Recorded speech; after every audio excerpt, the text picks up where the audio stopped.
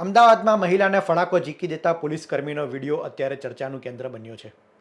Social મીડિયામાં લોકો ચારેકોર પોલીસકર્મીની ટીકા કરી રહ્યા છે. ત્યારે શું હતો સમગ્ર મામલો અને આ ઘટના બાદ શું બન્યું તેની વાત કરીએ. અમદાવાદના પાલડી વિસ્તારમાં ભઠ્ઠા પાસેનો આ વિડીયો છે. સાંજના સમયે મહિલા એ જઈ રહી હતી ત્યારે રોંગ સાઈડ ડ્રાઈવ અંતર્ગત પોલીસની ડ્રાઈવ ચાલી રહી છે. તેમાં પોલીસકર્મી હેડ કોન્સ્ટેબલ દ્વારા આ મહિલાને રોકવામાં આવી છે. ત્યારબાદ તેની પાસે લાયસન્સ માગવામાં આવ્યું હતું. મહિલાએ લાયસન્સ બતાવ્યું અને બંને વચ્ચે બોલાચાલી થઈ હતી.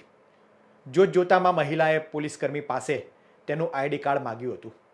પોલીસકર્મીએ તેને આઈડી કાર્ડ પણ બતાવ્યું હતું અને ત્યારબાદ ઉગ્ર બોલાચાલી થઈ હતી.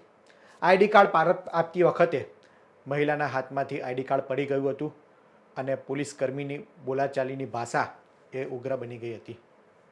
પોલીસકર્મીએ તેને નીચેથી આઈડી કાર્ડ ઉપાડીને તેના હાથમાં આપવા માટે વાત કરી હતી અને જોતજોતામાં મહિલાને ફડાકો ઝીકી દીધો હતો. મહિલાનો આરોપ પણ છે કે તેના વાહનને પણ લાતો મારવામાં આવી હતી.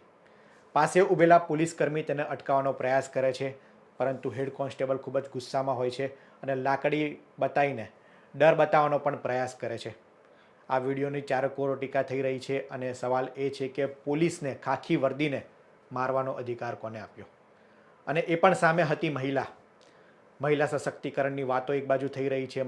મહિલાની સર્વાંગી વિકાસ માટે ચર્ચા થઈ રહી છે. સરકાર કટિબદ્ધ છે અને દીકરી આગળ આવે તે માટે ભણશે ગુજરાત રમશે ગુજરાત જેવી વાતો પણ થઈ રહી છે. તે બધા વચ્ચે મહિલાની સુરક્ષામાં આ મુદ્દો એ ચર્ચાનું કેન્દ્ર બન્યો છે અને મહિલાની સુરક્ષા પર સવાલ ઉઠી રહ્યા છે.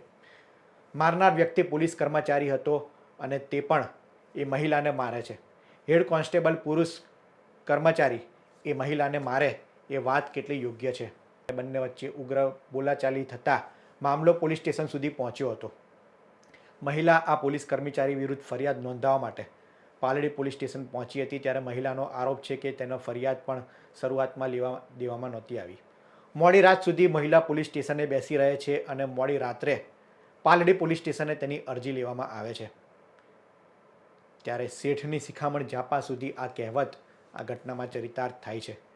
કારણ કે એક દિવસ અગાઉ જ 18 ડિસેમ્બરે અમદાવાદમાં એક કાર્યક્રમમાં નાયબ મુખ્યમંત્રી હર્ષ સંઘવીએ પોલીસ કર્મચારીઓને અપીલ કરી હતી, વાત કરી હતી, સૂચના આપી હતી કે નાગરિકો સાથે પ્રેમથી વર્તન કરો, નાગરિકોમાં ભરોસો બેસે અને પોલીસ પ્રત્યેનો વિશ્વાસ વધે તે પ્રકારની કામગીરી કરવી જોઈએ તેવું નાયબ મુખ્યમંત્રીએ સૂચન કર્યું હતું.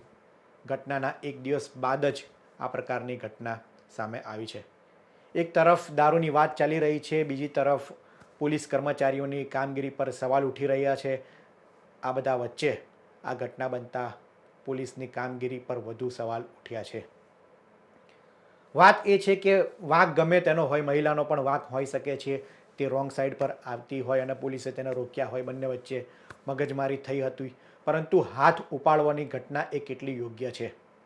આ પોલીસકર્મી હેડ કોન્સ્ટેબલ વિરુદ્ધ શું કાર્યવાહી થશે તે પણ એક પ્રશ્ન છે.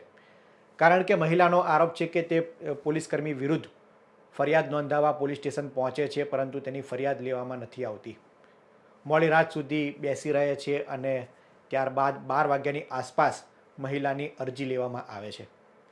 પોલીસ ફરિયાદ લેતી વખતે પણ આટલા બધા સવાલો કેમ કરે છે અને ફરિયાદ પણ શા માટે નથી લેતી તે પણ એક પ્રશ્ન છે. પોલીસ લોકોની સુરક્ષા માટે હોય છે, ત્યારે પોલીસકર્મી જ આ પ્રકારનું વ્યવહાર કરે તે કેટલું યોગ્ય છે? આ અંગે સરકાર શું કામગીરી કરે છે, શું કાર્યવાહી આ પોલીસ કર્મચારી વિરુદ્ધ થાય છે તે પણ જોવું રહ્યું.